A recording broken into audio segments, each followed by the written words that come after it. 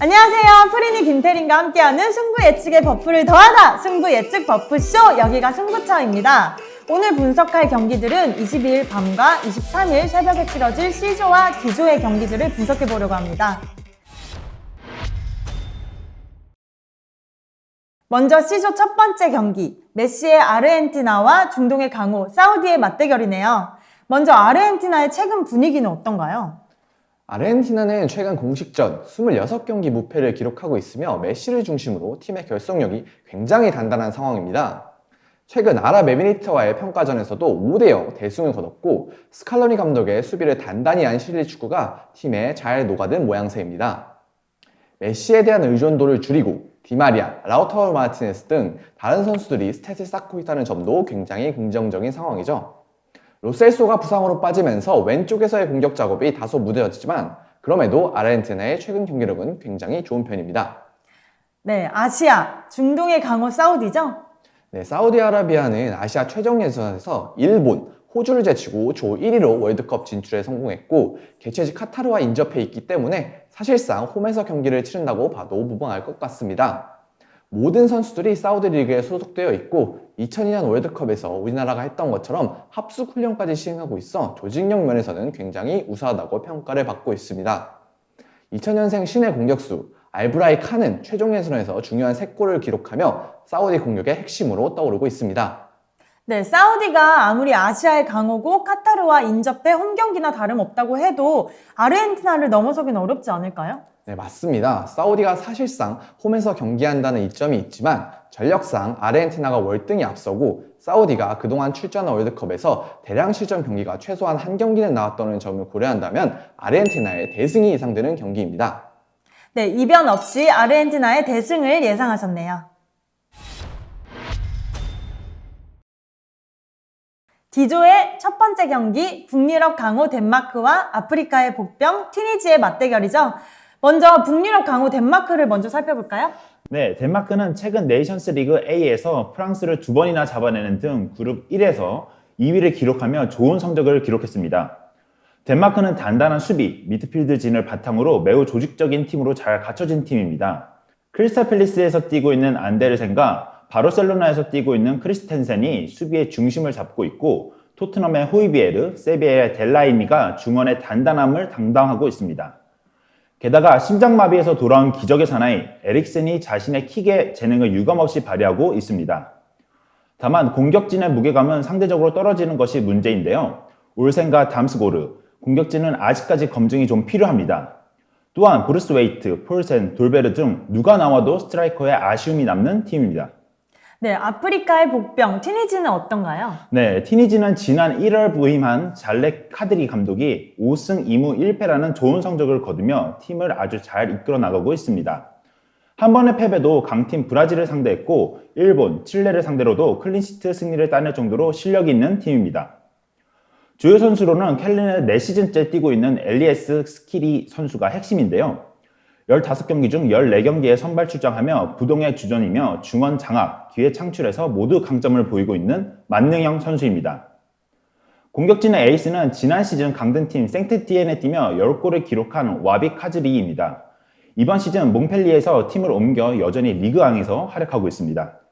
네, 두 복병팀 간의 경기인데요. 이 경기는 어디가 우세할까요? 네, 이 경기는 덴마크의 우세를 예상합니다. 덴마크가 최근에 폼이 좋고 공격진의 아쉬움은 끈끈한 조직력을 통해 극복할 가능성이 있을 것으로 예상이 됩니다. 그리고 골수는 적게 나올 것으로 예상을 하는데요. 튀니지가 16강 진출을 위해 첫 경기에서 승점을 안정적으로 챙기기 위해 수비적으로 나올 공산이 큰 경기입니다.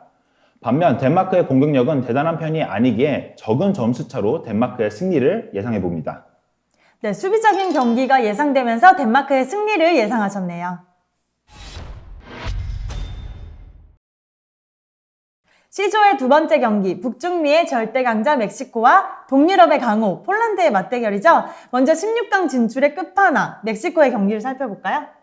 멕시코는 최근 7번의 월드컵 대회에서 16강에 진출한 전적이 있는 팀입니다. 하지만 코로나 등 몇몇 선수가 부상, 더군다나 주포 라울 히메네즈가 부상으로 전반기를 날리면서 역대 멕시코 월드컵 대표팀 중 가장 약한 전력을 가지고 있다고 평가가 되는 상황입니다.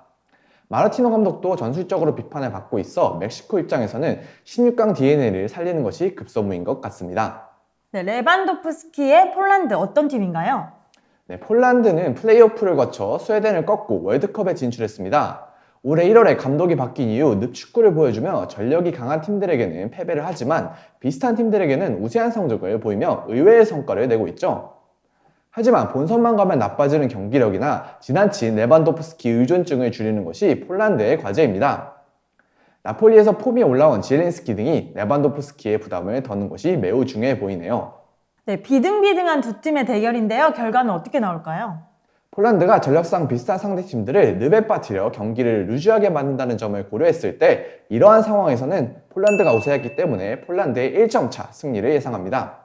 네, 폴란드의 늪축구 변수로 폴란드의 한 점 차 승리를 예상하셨네요. D조의 두 번째 경기 디펜딩 챔피언 프랑스와 사커로 호주의 맞대결이죠. 먼저 디펜딩 챔피언 프랑스부터 살펴볼까요? 네, 디펜딩 챔피언 프랑스는 이번 월드컵에서도 우승권에 속하는 팀입니다. 선수단의 자원이 굉장히 풍부하고 어린 자원들도 성장이 굉장히 매서운 팀입니다. 주요 자원들로는 음바페, 벤제마, 바란 등 최전방에서 최후방까지 완벽한 모습을 보여주고 있습니다. 하지만 주요 선수들이 결장으로 굉장히 뼈아픈데요. 18년도 러시아 월드컵에서 탄탄한 중원을 보여준 포그바, 캉테 조합은 둘 다 나오지 못하고 디디에 데상 감독이 프랑스를 10년간 맡아오면서 우승을 했지만 완벽하지 않은 팀이라는 타이틀은 매번 받아왔습니다.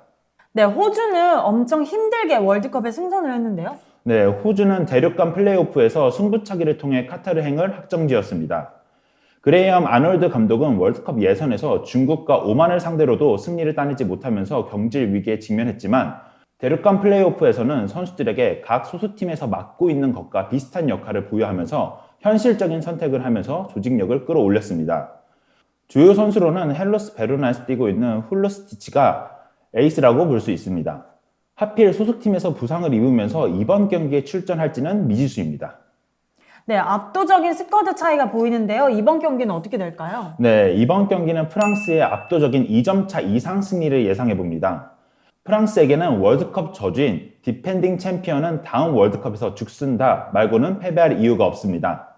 실제로 98년 월드컵 우승 이후 2002 한일 월드컵에서 개막전부터 세네갈에게 패하며 탈락했었죠. 다만 이번 경기에서는 월드컵 저주가 적용하지 않을 것 같네요. 호주의 에이스 후르스티치가 못 나오는 상황에서 압도적인 스쿼드를 가진 프랑스가 패배하는 그림은 그려지지 않습니다. 네, 월드컵 저주를 비켜갈 프랑스의 승리를 예상하셨네요. C조와 D조의 경기 결과를 예측해보면 아르헨티나와 사우디의 경기는 아르헨티나의 승리와 오버, 덴마크와 튀니지는 덴마크의 승리와 언더, 멕시코와 폴란드는 폴란드의 승리와 언더, 프랑스와 호주는 프랑스의 승리와 오버로 예상하셨네요. 저희 분석 참고하셔서 구독자 여러분들 좋은 결과 있으시기를 기대할게요. 저희는 내일 E조와 F조 경기 분석으로 다시 찾아올게요. 안녕!